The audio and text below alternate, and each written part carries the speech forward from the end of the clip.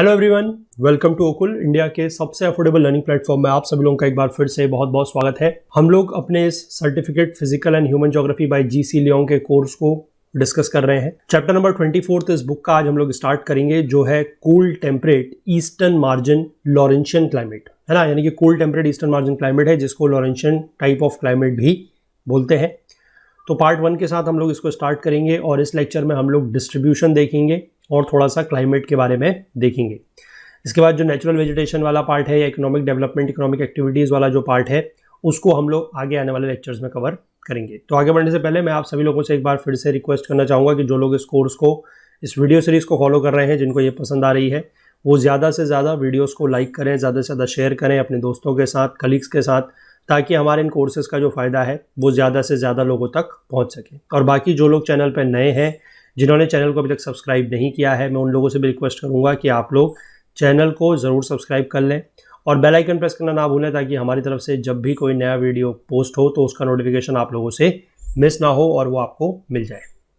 साथ ही साथ इस पूरी की पूरी वीडियो सीरीज़ का जो फुल कोर्स है वो हमारी वेबसाइट पर अवेलेबल है, क्योंकि सारे के सारे वीडियोज़ आप लोगों को यूट्यूब पर नहीं मिल रहे हैं। आप लोगों को सिर्फ सारे के सारे चैप्टर्स का जो ऑलमोस्ट एक पार्ट आपको देखने को मिल रहा है।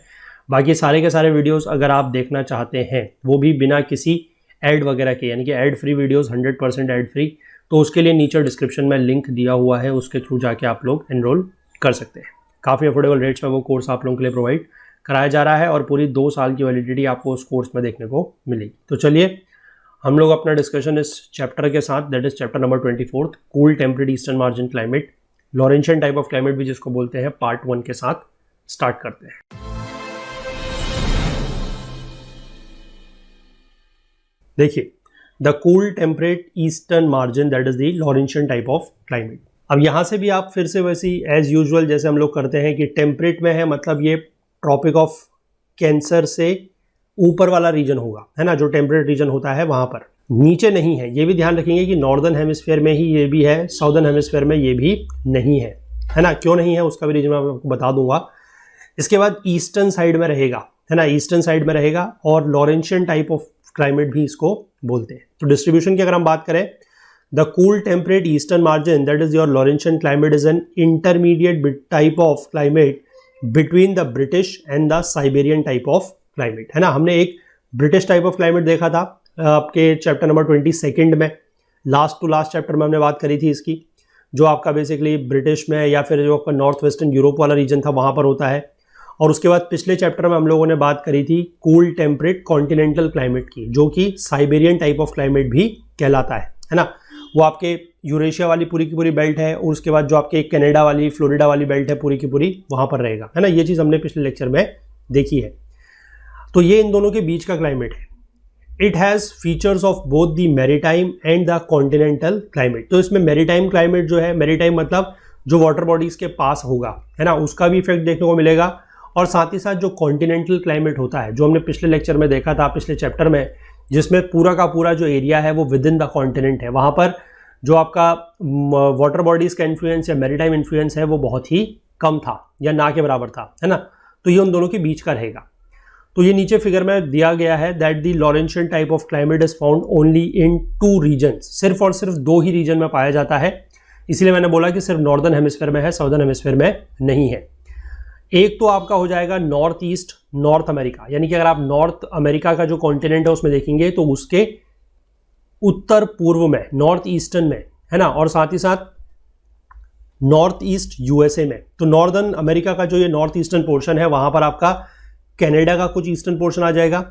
फिर आप अगर बात करें कि उसके नीचे जो यूएसए है तो उसका नॉर्थ ईस्टर्न आ जाएगा, that is the maritime provinces and the New England states, और साथ ही साथ न्यू फाउंडलैंड, है ना। तो ये सारा का सारा जो है ये आपका नॉर्थ अमेरिका में लाई करता है, तो इसीलिए इसको बोला जाएगा नॉर्थ अमेरिकन रीजन। क्योंकि अभी आगे जब हम पढ़ेंगे इस चैप्टर में तो आपको बहुत बार ये नाम देखने को मिलेगा, that is the North American reason. तो ये नॉर्थ अमेरिकन रीजन में ऐसा हो रहा है, वैसा हो रहा है, तो इसलिए आपको ये पता होना चाहिए कि नॉर्थ अमेरिकन रीजन की अगर हम बात कर रहे हैं इस चैप्टर में या इस क्लाइमेट में, तो हम किन जगहों की बात कर रहे हैं। तो एक रीजन तो ये हो गया। दूसरा रीजन है हमारा एशिया के ईस्टर्न कोस्टलैंड, है ना, जो एशिया कॉन्टिनेंट है उसका ईस्टर्न कोस्ट जो हमारा है वहां पर। उसमें क्या आएगा, एक तो जो साइबेरिया था जो हमने पिछले लेक्चर में देखा था, पिछले चैप्टर में, साइबेरिया का ईस्टर्न पार्ट, और उसके बाद चाइना का नॉर्थ, मंचूरिया की बात हम लोगों ने करी है स्टेपीज क्लाइमेट वाले में, तो उसका भी थोड़ा रीजन आएगा, कोरिया आएगा और जापान का नॉर्दर्न एरिया आएगा, है ना। जापान का भी हमने जो साउथ वाला पोर्शन है वो हम बात कर चुके हैं, है ना, जहां पर हमने वहां पर साउथ ईस्ट मानसून वगैरह देखा था, वहां पर हमने ये चीज समझी थी। तो नॉर्दर्न जापान जो है वो इसमें आएगा, और इस पूरे के पूरे रीजन को बोला जाएगा that is your Asiatic region, ठीक है। सर्दर्न हेमिस्फीयर में this type of climate is absent because only a small section of the southern continents extend south of the latitude of 40 degree south. तो southern hemisphere में जो है इस तरीके का क्लाइमेट आपको देखने को नहीं मिलेगा, पूरी तरीके से एब्सेंट है। क्यों? क्योंकि सर्दर्न कॉन्टिनेंट्स जो है 40 डिग्री साउथ के नीचे बहुत कम है, ठीक है। ओनली पॉसिबल लोकेशन जो है वो ईस्टर्न पेटागोनिया हो सकता है आपका, that is south of Bahia Blanca to Tierra del Fuego, ये आपके साउथ अमेरिका में है। लेकिन वहां पर क्या प्रॉब्लम है कि वहां पर एंडीज माउंटेन है, और एंडीज माउंटेन का जो सर्दर्न हिस्सा लगता है उसके वजह से एक क्लाइमेटिक बैरियर आ रहा है ना। और बैरियर आने की वजह से क्या है कि जो वेस्टर्लीज है वो पेटागोनिया तक हार्डली, बहुत मुश्किल से ही पहुंच पाती हैं। तो इस वजह से क्या है कि the rain is subject to aridity rather than continentality. तो यहां पर एरिडिटी का ज्यादा इफेक्ट है। एरिडिटी मतलब जो सूखापन है, क्योंकि बारिश के लिए जो विंड्स की जरूरत है, जो विंड्स बेसिकली आपकी वेस्टर्लीज आपके यहां से आ रही है। अगर मैं आपको इसको मैप में दिखाने की कोशिश करूं तो इस रीजन से आपकी वेस्टर्लीज बहेंगी, है ना। अब यहां पर के रीजन में तो आपका पता है कि एंडीज माउंटेन है, तो जो इसका सर्दर्न पार्ट है वो कैसे एक्ट करेगा, वो एक रेन बैरियर की तरह एक्ट करेगा, तो वो इसके थ्रू जो है विंड को पार नहीं होने देगा, है ना। तो इस वजह से यहां पर ये जो चीज है वो देखने को मिल रही है, यानी कि यहां पर भी ये ना के बराबर ही है। इस रीजन की अगर हम एनुअल प्रेसिपिटेशन की बात करें तो वो 10 इंच से ज्यादा नहीं है, तो it so that it is a rain shadow desert. वो एक रेन शेडो एरिया में लाई कर रहा है और बहुत ज्यादा सूखा है क्योंकि बारिश बहुत कम हो रही है, तो इसीलिए एक रेन शेडो डेजर्ट वो बन रहा है। और बाकी जगह अगर हम बात करें सर्दर्न हेमिस्फीयर में, तो क्लाइमेट जो है वो बहुत ज्यादा इक्वेबल है। इक्वेबल मतलब कि बहुत ज्यादा फर्क नहीं है, सर्दी में गर्मी में बहुत ज्यादा अंतर नहीं है। और ऐसा क्यों है? क्योंकि ओशियनिक इन्फ्लुएंस जो है वो बहुत ज्यादा है ना। Oceanic influence is so profound that neither the continental nor the eastern margin type of climate exist. तो हमने पिछले लेक्चर में भी यही बात की थी, है ना, मतलब पिछले चैप्टर में, कि कॉन्टिनेंटल टाइप ऑफ क्लाइमेट जो है वो भी सर्दर्न हेमिस्फीयर में नहीं है, और जो eastern margin type of climate है वो भी आपका सर्दर्न हेमिस्फीयर में नहीं है, ठीक है। क्यों नहीं है उसके पीछे आपको रीजन बता दिया कि वहां पर ओशियनिक इन्फ्लुएंस जो है वो क्या है, बहुत ज्यादा है, ठीक है। तो कभी भी आपसे अगर ये सवाल पूछा जाए कि सर्दर्न हेमिस्फीयर में eastern margin type of climate या फिर कॉन्टिनेंटल टाइप ऑफ क्लाइमेट क्यों नहीं है, तो उसका जवाब ये होगा कि वहां पर ओशियनिक इन्फ्लुएंस जो है वो बहुत ज्यादा है, ठीक है। Oceanic influence is so profound. तो इसमें अब आप मैप में देख सकते हैं कि कहां कहां पर ये होगा। एक तो जो नॉर्थ अमेरिका वाला रीजन है वो पूरा का पूरा ये है, ठीक है।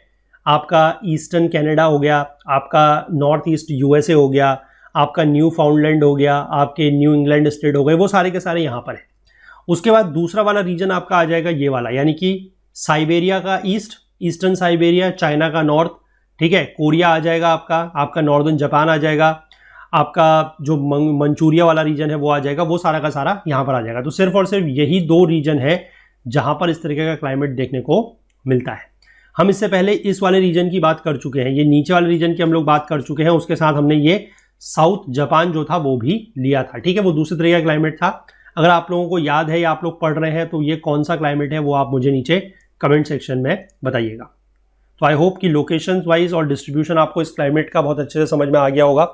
अब आगे बढ़ते हैं। इसके क्लाइमेट की अगर हम बात करें तो लॉरेंशियन टाइप ऑफ क्लाइमेट जो है वहां पर कोल्ड एंड ड्राई विंटर होंगे, यानी कि विंटर्स जो है, जो सर्दियों का दिन है, उस समय ठंड भी पड़ेगी, कोल्ड भी रहेगा और ड्राई रहेगा, वहां पर बारिश उस समय ज्यादा नहीं होगी। और समर्स जो होंगे they will be warm and wet, यानी कि उस समय बारिश होगी।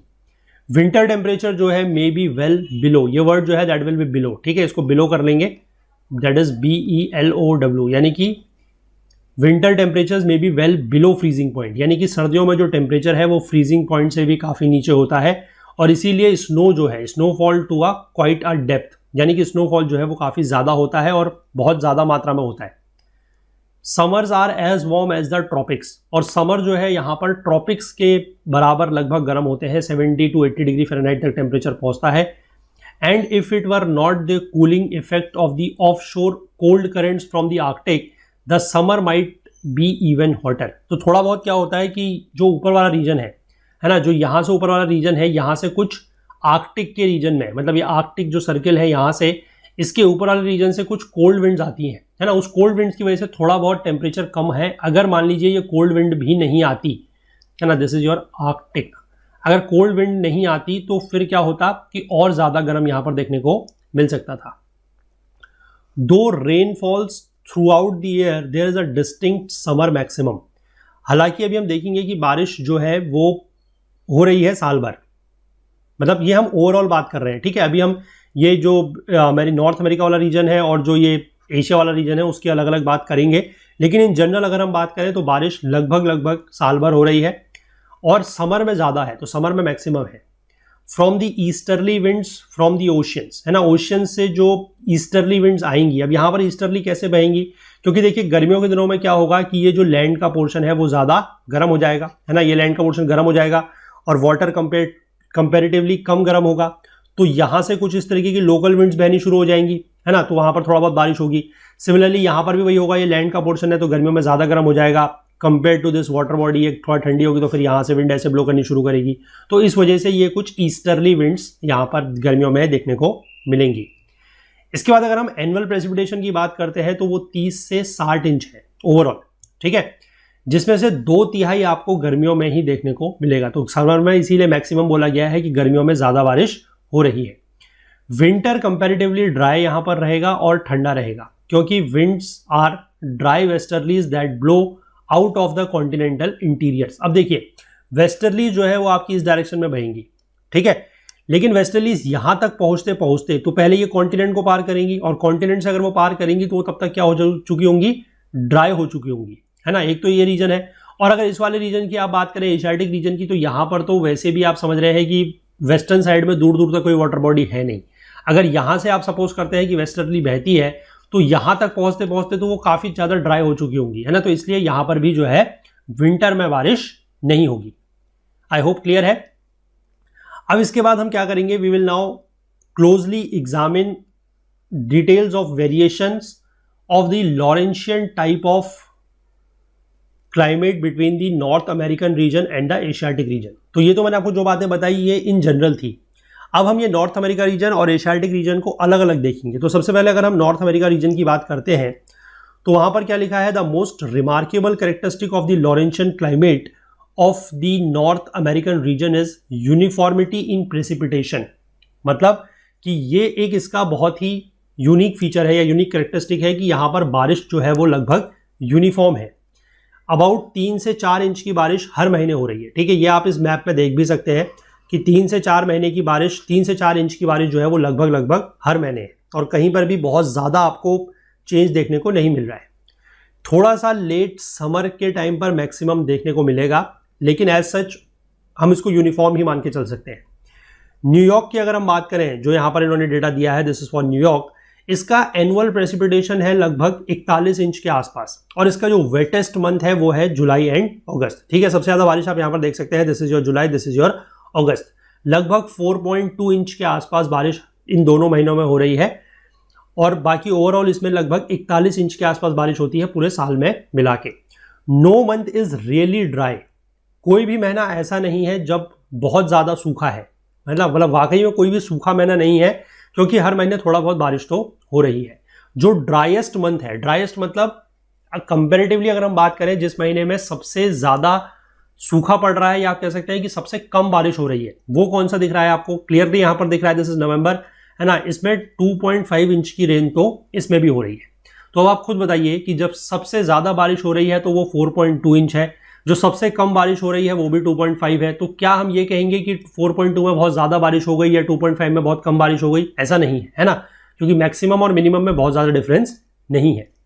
अब ये यूनिफॉर्मिटी ऑफ प्रेसिपिटेशन क्यों है ये हम समझेंगे। Is largely due to the Atlantic influence and that of the Great Lakes, है ना। एक तो इसके साइड में अटलांटिक ओशन है और ऊपर आपको पता है कि ग्रेट लेक्स भी अमेरिका में है ना, जो 5 लेक्स है they are known as the Great Lakes. और इसके बाद वार्म गल्फ स्ट्रीम आती है, it increases the moisture content of the easterly winds from the open Atlantic, और साथ ही साथ जो प्रिवेलिंग वेस्टर्लीज हैं which penetrate across the Rockies carry depressions over the Great Lakes to the New England states, है ना। वो जो रॉकीज की तरफ से मैंने आपको दिखाया कि वेस्टर्लीज आ रही हैं, वो यहां पर क्या करती हैं, कुछ डिप्रेशंस अपने साथ कैरी करती हैं। डिप्रेशंस मतलब लो प्रेशर के areas. These winds thus promote wet conditions, especially in winter, which are vital for the agricultural activities of the North America. तो ये विंड जो है क्या करती है, वेट कंडीशंस लाती है ना, थोड़ा बहुत, क्योंकि देखिए डिप्रेशन से भी बारिश होगी।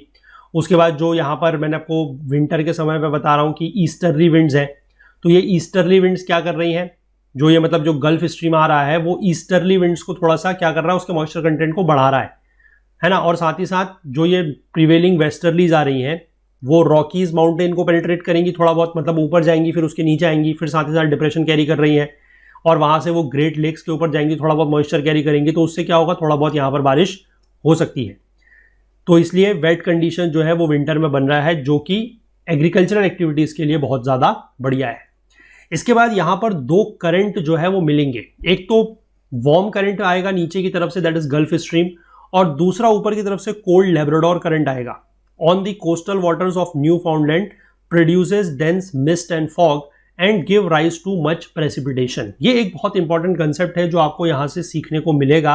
हालांकि हम लोगों ने इसको अपने एनसीईआरटी वगैरह में बात पहले करी है, जहां पर ओशनिक करंट्स की बात हमने करी है, वहां पर भी करी है कि जहां पर भी हॉट करंट या वार्म करंट और कोल्ड करंट अगर मिल रहे होंगे तो वहां पर आपको हमेशा ये मिस्ट और फॉग देखने को मिलेगा, पहली चीज।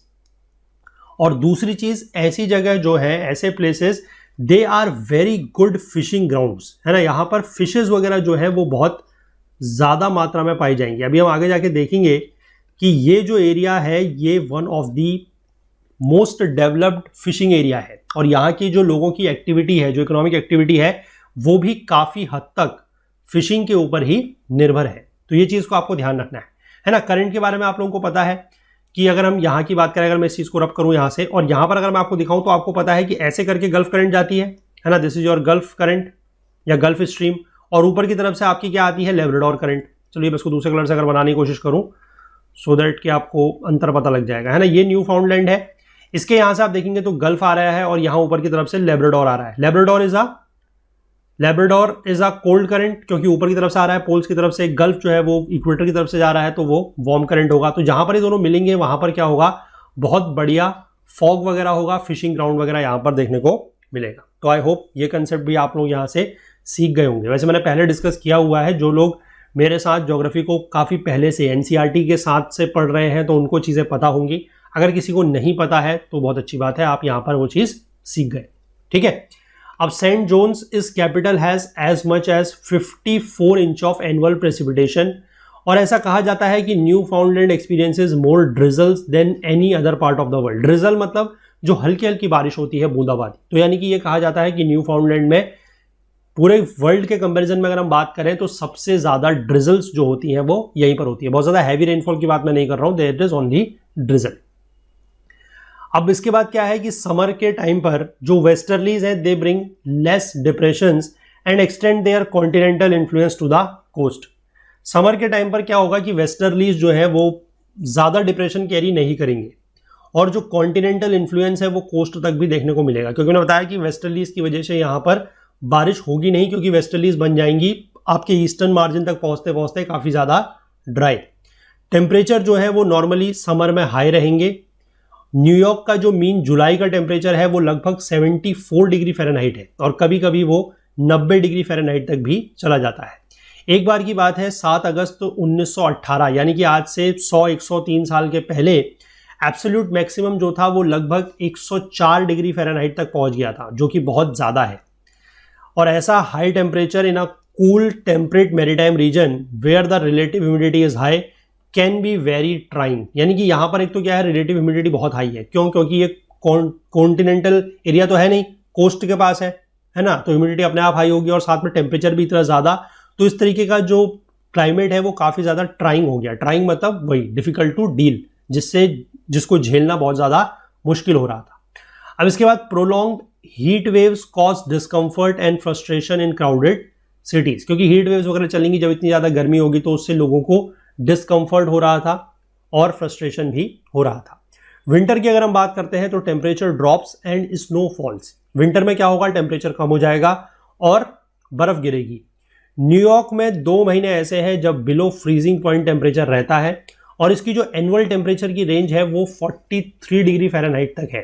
ठीक है, 43 डिग्री फ़ारेनहाइट अपने आप में काफ़ी ज़्यादा होती है। और अगर हम मैरीटाइम इन्फ्लुएंस से दूर चलें तो क्या हो जाएगा, ठंड बढ़ती चली जाएगी, है ना। और गर्मी तो ऑब्वियस सी बात है, मैंने आपको दिखाया ही है, गर्मी तो काफ़ी ज़्यादा हो रही है। तो मीन जनवरी टेम्परेचर की अगर हम बात करें क्यूबेक की, ओटावा की, मॉन्ट्रियल की, तो वो लगभग 10, 12, 14 फ़ारेनहाइट इतना है। तो टेम्परेचर रेंज भी जो है उसी हिसाब से क्या हो जाएगी, वाइडन हो जाएगी, बड़ी हो जाएगी, क्योंकि सर्दियों में टेम्परेचर क्या हो गया, कम हो गया, है ना। गर्मियों में तो टेम्परेचर काफ़ी ज़्यादा है ही, तो इसलिए जो रेंज ऑफ टेम्परेचर है वो बहुत ज़्यादा बढ़ जाएगा। तो ये चीज़ हमने देखी about the north American reason की, नॉर्थ अमेरिकन रीजन में ये क्लाइमेट अपना किस तरीके से रोल प्ले कर रहा है। अब इसके बाद अगर हम एशियाटिक रीजन में बात कर लें तो यहाँ पर देखिए आपको ये मैप में भी साफ साफ देखने को मिल जाएगा कि rainfall distribution of the Asiatic region is far less uniform. यहाँ पर आप देखिए कि कभी तो बहुत ज़्यादा बारिश हो रही है ना, और कभी आप देख लीजिए इन महीनों में बिल्कुल भी बारिश नहीं हो रही है या बहुत कम बारिश हो रही है। तो ये जो डिस्ट्रीब्यूशन है रेनफॉल का वो काफ़ी ज़्यादा क्या है, फार लेस यूनिफॉर्म, यानी कि काफ़ी कम यूनिफॉर्म है, एक जैसा नहीं है। विंटर्स जो है दे आर कोल्ड और वेरी ड्राई, और बहुत ज़्यादा ड्राई है, जबकि समर जो है they are very warm, summer में गर्मी बहुत ज़्यादा है और एक्सेप्शनली वेट है, काफ़ी ज़्यादा वेट वो हो रहे हैं क्योंकि बारिश बहुत ज़्यादा हो रही है। पेकिंग एक स्टेशन उन्होंने लिया है, typical station of the Laurentian climate in northern China will bring out these facts very clearly. अगर हम इन चीज़ों को, इस जगह का डेटा देखेंगे, स्टैटिस्टिक्स देखेंगे, तो हमें ये चीज़ें जो है और ज़्यादा डिटेल में पता लगेंगी। ये ऐसी जगह है जहाँ पर 7 महीने कैसे होते हैं, ड्राई होते हैं, सूखे होते हैं, अक्टूबर से लेकर अप्रैल तक, जिसमें कुल मिला के इन 7 महीनों में कुल बारिश जो है वो 2 इंच या 2.1 इंच से भी कम होती है, which is only 1/12 of the annual total of 25 inch.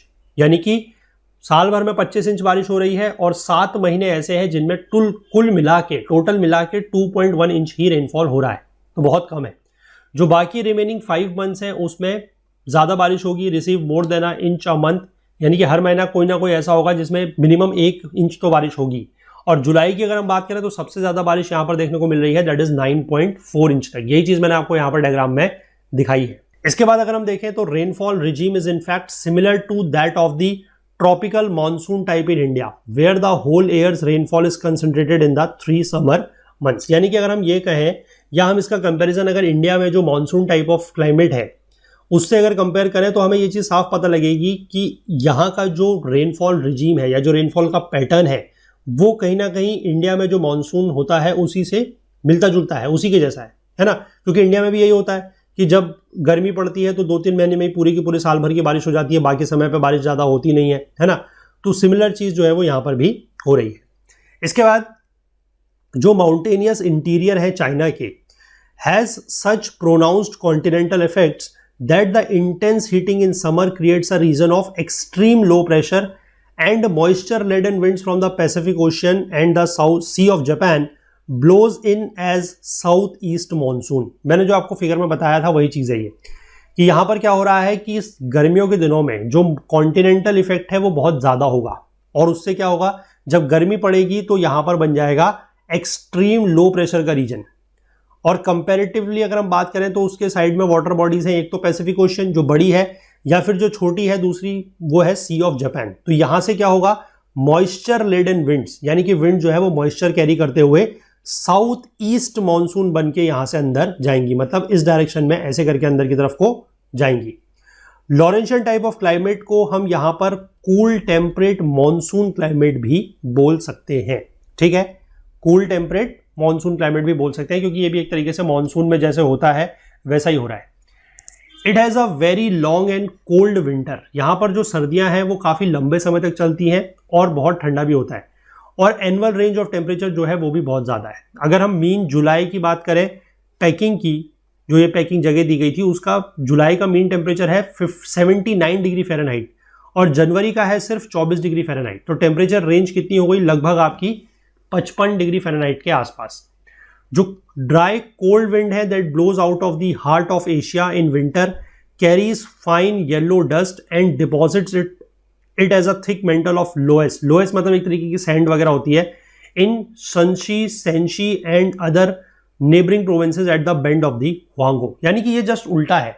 अब ये एक तरीके से आप कह सकते हैं कि नॉर्थ वेस्ट मानसून बन जाएगा, है ना। ये साउथ ईस्ट तो आपका कब बन रहा है, गर्मियों में, जब लैंड में गर्म है तो लो प्रेशर है और बाहर जो पानी है वहां पर हाई प्रेशर होगा। अब यही कंडीशन जस्ट रिवर्स हो जाएगी विंटर में। तो ये तो हो रहा है समर में। विंटर में क्या कंडीशन हो जाएगी कि यहाँ पर जो लैंड वाला रीजन है यहाँ पर ठंडा हो जाएगा बहुत ज़्यादा, तो हाई प्रेशर बन जाएगा। यहाँ पर वाटर बॉडी कंपेरेटिवली गर्म होंगी तो लो बनेगा, तो ये बाहर की तरफ को आने लगेगा, है ना। और ये बन जाएगा अब आपका नॉर्थ वेस्ट की तरह, नॉर्थ वेस्ट डायरेक्शन से आएगा।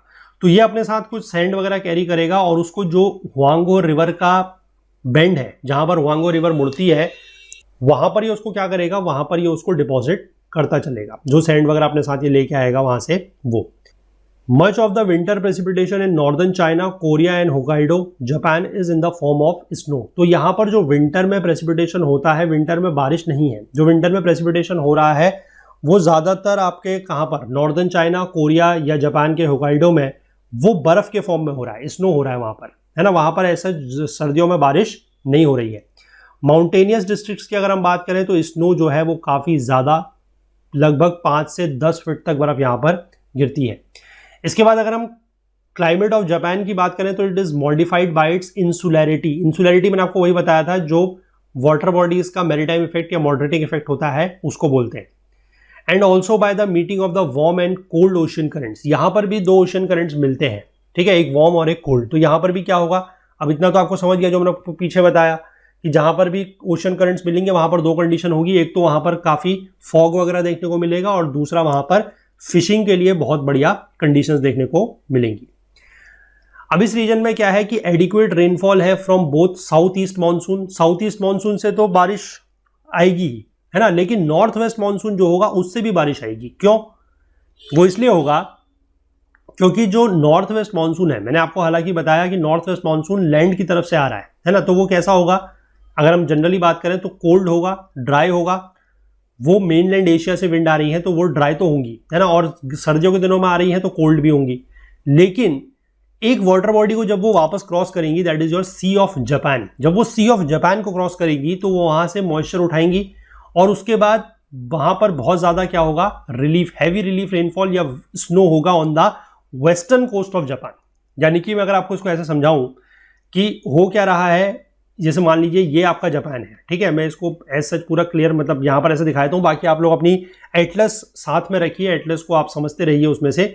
और यहां पर मान लीजिए आपका ये कॉन्टिनेंट वाला रीजन है, ठीक है, ये आपका मान लीजिए नॉर्दर्न चाइना है और यहां पर आप मान लीजिए बीच में है आपका सी ऑफ जापान। तो यहां पर देखिए होगा क्या, और इधर आपका क्या है, this is your Pacific ocean. तो हो क्या रहा है, समझिए कि गर्मियों के दिनों में तो ये ऐसे जा रहा है, ठीक है, तो गर्मियों में भी बारिश हो रही है। अब सर्दियों के समय पे जब वापस ये आएगी यहां से विंड नॉर्थ वेस्ट बन के, तो ये तो वैसे पूरे अंदर से आ रही है ना, क्योंकि ये जो मैंने आपको चाइना दिखाया ये इतना नहीं होगा, ये पूरा बड़ा होगा, है ना। तो यहां से पूरी की पूरी विंड आ रही है तो ड्राई होगी, कोल्ड होगी, सर्दियों में आ रही है। लेकिन जैसे ही ये विंड इधर से पास करेगी ये सी ऑफ जापान से, तो सी ऑफ जापान से ये क्या करेगी, मॉइस्चर पिक करेगी और वेस्टर्न साइड में, ये जापान का वेस्टर्न साइड होगा, यहां पर अब बहुत ज्यादा बारिश इस समय देखने को मिलेगी। तो इसलिए आप समझ सकते हैं कि यहां पर गर्मियों में भी बारिश है और सर्दियों के समय में भी बारिश हो रही है। रेनफॉल इसीलिए यहां पर अगर हम बात करें तो इवनली डिस्ट्रीब्यूटेड है टोक्यो में, और इसके 2 मैक्सिमम देखने को मिलेंगे। एक जून के आसपास जिसको हम प्लम रेन बोलते हैं, 6.5 इंचेस के आसपास रेन हो रही है, और दूसरा जो आपको मैक्सिमम या पीक देखने को मिलेगा वो सितंबर में मिलेगा, जिसको टाइफून रेन बोलते हैं, उसमें 9 इंच के आसपास की बारिश होगी। इसके बाद अगर हम windward slope of the Japanese Alps की बात करें ऑन द वेस्ट, तो कुछ स्टेशंस हैं जैसे कि कानाजावा, यहां पर 102 इंच से ज्यादा बारिश होती है, and much of it falling edge snow. तो वो स्नो की तरह ज्यादा बारिश है उसमें, लेकिन अगर टोटल बात करें तो वो लगभग 102 इंच के आसपास हो रही है। Maritime influence also effectively moderates the temperature range. अब मैरीटाइम इफेक्ट तो होगा ही, उससे क्या फर्क पड़ेगा कि टेम्परेचर की जो रेंज है वो काफी ज्यादा मॉडरेट हो जाएगी। जापान की में जो टोक्यो है उसकी अगर हम बात करें तो रेंज सिर्फ 40 डिग्री फ़ारेनहाइट के आसपास है, यानी कि अगस्त के महीने में टेम्परेचर 79 डिग्री फ़ारेनहाइट है और सबसे कम जनवरी में लगभग 39 डिग्री फ़ारेनहाइट के आसपास है। तो रेंज आपकी बन गई 40 डिग्री फ़ारेनहाइट, और ये दोनों ही समय पे बिलो फ्रीजिंग पॉइंट टेम्परेचर देखने को नहीं मिल रहा है ना, क्योंकि 39 भी जो है वो 32 से ज़्यादा है, क्योंकि 32 is the freezing point in Fahrenheit scale, तो उससे ज़्यादा है, तो फ्रीजिंग पॉइंट से नीचे नहीं है। अब इसके बाद ये जो वार्म कुरेशियो करंट आएगा, that has also played an important part in making the climate of Japan less extreme, है ना। तो ये वार्म करंट आ रहा है तो इसलिए यहाँ पर का जो क्लाइमेट है वो बहुत ज़्यादा एक्सट्रीम नहीं है। इसके बाद ये कोल्ड ओयाशियो से मिलेगा, मतलब जैसे अगर मैं आपको यहाँ पर फिर से अगर इसी में समझाऊं कि ये अगर जापान है तो नीचे की तरफ से जो जा रहा होगा that is your warm Kuroshio current, ठीक है, या कुरेशियो करंट या कुरासियो करंट बोलते हैं इसको, और ऊपर की तरफ से जो आ रहा होगा दैट इज कोल्ड, इसको मैं फिर से अलग कलर से बनाऊंगा, that is your cold current है ये, दैट इज योर ओयाशियो, ठीक है। ओयाशियो करंट कोल्ड है, ये आपका कुरेशियो करंट जो है this is your warm current. तो ये दोनों जहां पर मिलेंगे फिर क्या बनेगा, वहां पर ये जापान कोस्ट के पास ही मिलते हैं और यहां पर फिर से क्या हो जाएगा, फॉग वगैरह देखने को आपको मिलेगा, ठीक है, जिससे फॉग एंड मिस्ट बनेगा। और इसी को हम जो है नॉर्दर्न जापान को हम सेकंड न्यू फाउंडलैंड भी बोलते हैं। मैंने फिर से बताया आपको कि न्यू फाउंडलैंड जो था हमने नॉर्थ अमेरिकन रीजन में बात करी, वहां पर भी यही होता है, जब हमारी गल्फ स्ट्रीम जो वार्म करंट है और जो ऊपर की तरफ से लेब्राडोर करंट आ रहा है that is your cold current, वो आपस में मिलेंगे तो वहां पर बहुत बढ़िया फॉग वगैरह होगा और वहां पर फिशिंग ग्राउंड भी देखने को मिलेगा। तो सिमिलरली ये जो नॉर्दर्न जापान वाला रीजन है इसको हम सेकंड न्यू फाउंडलैंड इसीलिए बोलते हैं क्योंकि यहां पर भी सिमिलर कंडीशंस बन रही हैं, बस करंट चेंज हो गए हैं, बस करंट का नाम चेंज हो गया है लेकिन नेचर सेम है। नीचे की तरफ से गर्म करंट जा रहा है, वार्म करंट जा रहा है, दैट इज योर कुराशियो करंट, ऊपर की तरफ से कोल्ड करंट आ रहा है, that is your Oyashio current, और दोनों मिलकर वहां पर क्या कर रहे हैं, फिशिंग ग्राउंड बना रहे हैं और फॉग वगैरह हो रहा है। इसीलिए fishing replaces agriculture as the main occupation in many of the intended coastland. Intended coastland मतलब जो स्मूथ नहीं होती, जो स्मूथ कोस्टलैंड नहीं होती उसको इंटेंडेड बोलते हैं। तो वहां पर जो हो रहा है क्या, फिशिंग ने एग्रीकल्चर को रिप्लेस करा है एज द मेन ऑक्यूपेशन। तो आई होप यहां पर आपको समझ में आ गया होगा। और जापान में वैसे भी फिशिंग वगैरह ज्यादा क्यों है या एग्रीकल्चर वगैरह कम क्यों है, इसको हम लोग अपने आगे वाले पार्ट में देखेंगे, ठीक है। जब हम इकोनॉमिक डेवलपमेंट की बात करेंगे तो वहां पर समझेंगे कि ऐसा क्यों है। तो इस लेक्चर को हम लोग जो है इतना ही रखते हैं। आई होप आपको ये चीजें समझ में आई होंगी। मैं बार बार आपको चीजें जो है वो बताते रहता हूं और हर लेक्चर में या हर चैप्टर में मैं आपको बता रहा हूं कि अगर आप लोग नोट्स वगैरह बना रहे हैं तो आपको किस तरीके से वो नोट्स बनाने हैं, ठीक है। आपको सारे के सारे ये जो जगह के नाम दिए हुए हैं या कितनी बारिश कहां पर हो रही है, मैक्सिमम मिनिमम कितना है, ये नहीं नोट डाउन करना है। मैंने आपको हर बार बताया है, आपको सिर्फ और सिर्फ क्या चीजें नोट डाउन करनी है, एक तो जनरल पैटर्न नोट डाउन करना है कि कब बारिश ज्यादा हो रही है, कब बारिश कम हो रही है, और उससे ज्यादा आपको अपने कंसेप्ट फोकस करना है कि कम बारिश हो रही है तो क्यों हो रही है, विंटर में बारिश हो रही है तो क्यों हो रही है, जापान में विंटर में भी समर में भी बारिश है तो क्यों है ना। वो चीजों को आपको ज्यादा फोकस करना है, क्योंकि मैं हमेशा से ये बोलते आया हूं कि ज्योग्राफी एक ऐसा सब्जेक्ट है जो आपको याद नहीं करना है, रटना नहीं है ना। रटने का काम इस सब्जेक्ट में अराउंड आप कहिए कि 30-40% है तो 60% कंसेप्ट है। अगर आप कंसेप्ट समझ गए तो आप अपनी लैंग्वेज में उस चीजों को एक्सप्रेस कर सकते हैं। तो आई होप ये चीजें क्लियर है। तो इसके जो आगे का पार्ट रहेगा जिसमें नेचुरल वेजिटेशन की बात करेंगे और इकोनॉमिक डेवलपमेंट की बात करेंगे, उस चीज को हम लोग अगले लेक्चर में आगे कंटिन्यू करेंगे। तो कंटेंट रिलेटेड अगर आपको कोई भी डाउट है तो आप हमारा टेलीग्राम का ग्रुप ओकुल जीएस यूपीएससी डिस्कशन फोरम, इसको ज्वाइन कर सकते हैं। लिंक आपको नीचे डिस्क्रिप्शन में मिल जाएगा, या फिर आप इसको टेलीग्राम में सर्च करके भी ज्वाइन कर सकते हैं। फुल कोर्स में अगर आप एनरोल करना चाहते हैं तो उसका लिंक भी नीचे डिस्क्रिप्शन में है, उसके थ्रू जाके आप लोग फुल कोर्स में एनरोल कर सकते हैं। वहां पर आपको सारे के सारे वीडियोस जो है वो ऐड फ्री मिल जाएंगे, बिल्कुल, है ना, कोई भी ऐड वगैरह नहीं है, 100% ऐड फ्री मिल जाएगा और बिल्कुल आप एक डिस्टर्बेंस फ्री और डिस्ट्रैक्शन फ्री एनवायरनमेंट पे जो है चीज़ों को पढ़ सकते हैं। अगर आपको फुल कोर्स में एनरोल करने में या एक्सेस करने में कोई भी अगर प्रॉब्लम आ रही है तो आप हमसे हमारी ओकुल हेल्प डेस्क की ईमेल आईडी support@okul.co पर संपर्क कर सकते हैं, या फिर आप अपनी बात हम तक social media platforms Facebook, Instagram, LinkedIn, Twitter, आप चाहे कोई भी सजेशन देना चाहें, कोई भी फीडबैक देना चाहें तो इन प्लेटफॉर्म्स के थ्रू भी आप अपनी बात हम तक पहुंचा सकते हैं। तो चलिए मिलेंगे अगले लेक्चर में, तब तक के लिए अपना बहुत बहुत ध्यान रखिएगा। Please do take care of your self. Thank you, have a nice day, bye bye.